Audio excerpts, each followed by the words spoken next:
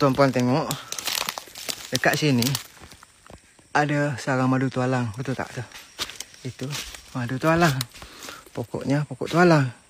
Sarang lebahnya lebah tualang. Lepas tu kalau tengok sekejap dekat sini. Ni saya tak matikan video ni. Bismillahirrahmanirrahim. Kalau tengok sini, ini antara sumber makanan dia ni. Bismillahirrahmanirrahim. Ini antara sumber makanan dia. Ni. Ni. Bunga-bungaan dia ni. Bunga-bungaan ni. Ni, bunga-bungaan. Buah-buah dia. Dia ada buah. Ini bunga dia. Ini buah dia ni. Jadi itu antara sumber makanan-makanan lebah tadi itulah. Tapi dekat sini memang banyak lah. Makan-makan hutan apa lagi kan. Ini antara lah yang saya jumpa dalam perjalanan saya. Ini kita panggil tanah dia tanah gambut. Lebih kurang macam tu. Ini madu kita tuan-tuan. Jika tuan-tuan nak order, tekan dekat back ni terus.